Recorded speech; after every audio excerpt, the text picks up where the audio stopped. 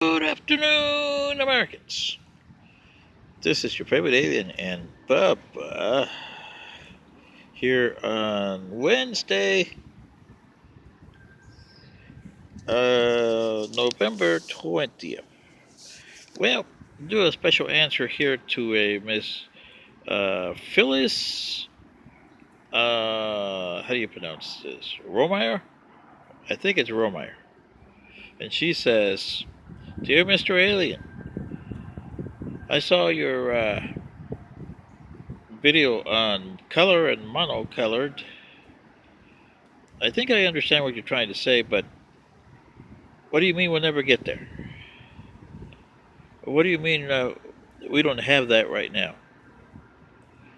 Well, Miss Romeyer, to answer your question on that, ooh, don't have enough time in this video to do that, so let me try to give you a cursory answer here. If you want more, just let me know, okay? When I was coming to maybe defend you guys, if you guys had changed in 30 years, because we hadn't seen you since 2035, and here was the report that the people that looked at you guys for 5 straight years all over the planet. In the report they said this: there was a empire called the United States which disappeared 6 years before they got there in 2024, okay? And we didn't understand society there, what they called Americans, because they had everything and yet nothing. They were the supreme power on the planet. They had technology up the wazoo, yet they didn't know what it was to be American. They was this, they were this, and they was that, and this and that, and you name it, and they named a list.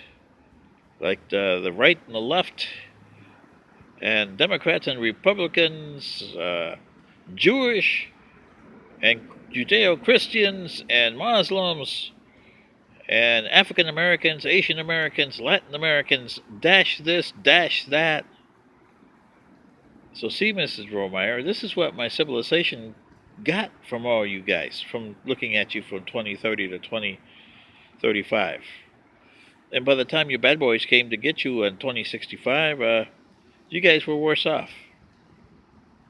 And they couldn't understand, especially with the Americans, why, with all the stuff they had, they couldn't find the one thing that would have fixed everything. Be a mono-colored, mono-society. They couldn't understand that. But what they didn't understand is you guys don't want to give up what you have in order to get what would benefit you better.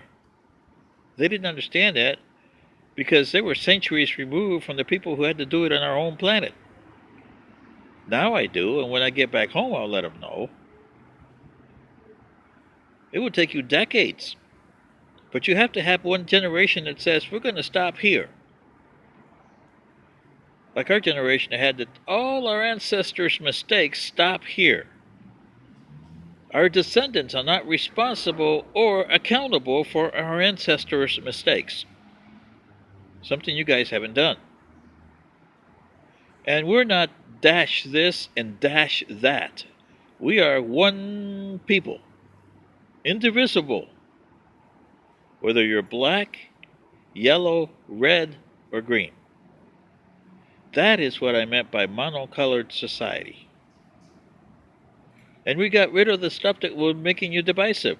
Religion, politics, bigotry. What did we gain in return? We got a society that operates at 92%. That's pretty good for society. Your society doesn't even operate at 50%. You're probably at 35 right now. That's all you operate on. Whoever 35% wins is the one that operates on. Look at all the dissent and discourse you got, and it's created intransigency. How can you get back from being intransigent? I have no idea, Miss Romeyer. But anyway, this is your favorite alien. I hope this satisfies you. If not, let me know. So this is your favorite alien and Bubba. Looking forward to turkey. He likes turkey. Next week. And come on, we gotta do a party for the Goodbye USA, huh? This country meant a lot to a lot of people, and I don't see any of you writing me back and saying how good the country was to you during your generations, your fathers. Even if it was bad, it still was better than some of the other countries around, wasn't it? Oh, I can assure you it was. Anyway, this is your favorite alien, and Bubba. Good day.